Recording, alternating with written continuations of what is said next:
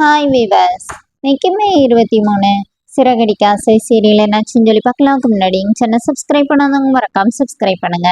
இன்னைக்கு என்ன அப்படின்னு சொல்லி பார்த்தீங்கன்னா, இங்கே வந்து முத்து மீனா வந்து அருணை மீட் பண்ணுறதுக்காக வந்துட்டு இருக்காங்களா. இங்கே சீதா வந்து அவங்க அருண் கிட்ட பேசிட்டே இருக்காங்க. ரெண்டு பேரும் பேசிட்டு இருக்கும்போதே முத்து தான் உள்ள வர்றாரு.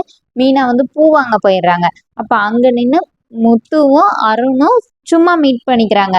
முத்து வந்து கோயில்ல நிக்கிறாரு, இவர் வந்து இங்க வெளியில நிக்கிறாரு. இவன் நல்ல காரியத்துக்கு போகும்போது இவன் மூஞ்சிலையா முழிக்கணும் அப்படிங்கிற மாதிரி முத்து நினைக்கிறாரு. அப்புறமா மீனா வந்து சீதா வர சொல்லு, நம்ம ஒரு ஹோட்டல்ல கூட போய் பார்க்கலாம், இவன் முன்னாடி முழிச்சிட்டு போகணுமா அப்படின்னோடனே இப்போ மீனா சொல்றாங்க, எங்க வாங்க அவங்கள போய் பார்த்துட்டு அவங்களையும் சேர்த்து கூட்டிட்டு போகலாம்னு சொல்லிட்டு மீனா கூட்டிட்டு வராங்க.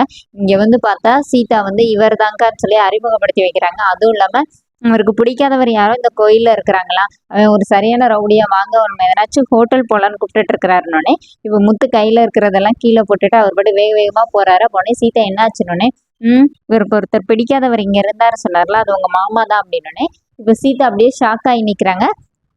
மீனா வந்து முத்துவை போகிறதுக்காக பின்னாடியே ஓடும் வந்து முத்து சொல்கிறேன், இங்கே பாரு மீனா, இதெல்லாம் சரி வராது, பார்த்துக்கோ நான் சொல்லிட்டேன் அப்படின்னு சொல்லிட்டு முத்து வந்து கிளம்பிடுறாரு. இங்கே மீனாக்கு என்ன பண்ணுறதுனே தெரில. இப்போ முத்து நேராக போய் சீதா அவங்க அம்மா மீனாவோட அம்மா கிட்ட போயிட்டு எல்லா விஷயத்தையும் சொல்லிடுறாரு. இந்த மாதிரி சீதா படித்த பிள்ளை நல்ல பையனாக பார்த்து வச்சிருப்பான்னு பார்த்தா இப்படி பண்ணி வச்சிருக்கிறா, அந்த பையன் வேணாம், அவன் வந்து சரியான இது பிடிச்சவன், அவன் நாளைக்கு எதனாச்சும் மனசுக்குள்ள வச்சு அவளை பழி வாங்கணும்னு நினைப்பான், அதனால அந்த பையன் வேண்டாம், நானே ஒரு நல்ல பையனா பார்த்து கல்யாணம் பண்ணி வைக்கிறேன் சொல்லிட்டு வேகமா பேசிட்டு முத்து அங்கிருந்து கிளம்பிடுறாரு.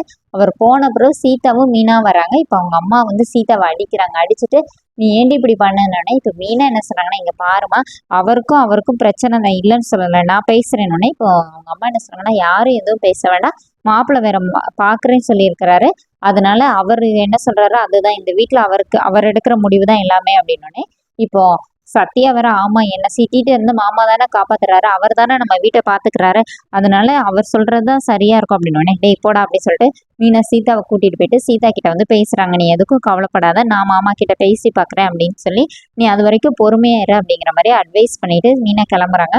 இங்க ஷோரூம்ல என்ன ஆகுதுன்னா, மனோஜ் கிட்ட வந்து அவங்க ஃப்ரெண்டு உட்காந்து பேசிட்டு இருக்கும்போது வாடா போய் சாப்பிடலாம் அப்படின்னு சொல்லி கூப்பிடுறாங்க. அதுக்குள்ள மனோஜுக்கு வந்து ரோகிணி ஃபுட் ஆர்டர் பண்ணி ஃபுட்டு வந்து கொடுக்குறாங்க.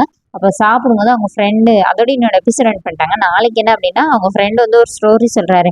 இப்படிதான் ஒரு பொண்ணு அவங்க வீட்டுக்காரர் பின்னாடி அலைஞ்சிட்டே இருந்தா, அவர் வந்து கண்டுக்காமே இருந்தா, 6 மாசத்துல வேற ஒருத்தவங்க போயிட்டாடா அப்படிங்கிற மாதிரி சொன்னோடனே இப்போ மனோஜ் இங்க வீட்டுக்கு வரும்போது ரோகிணி என்ன சொல்றாங்கன்னா, இங்க பாரு நீ என்கிட்ட பேசவே மாட்டேங்கிறேன், நீ இப்படி இருந்தானா நான் என்ன முடிவு வேணாலும் எடுப்பேன் அப்படிங்கிற மாதிரி சொல்றாங்க. அதோட என்னோட எபிசோட் ரன் பண்ணியிருக்காங்க. தேங்க்யூ.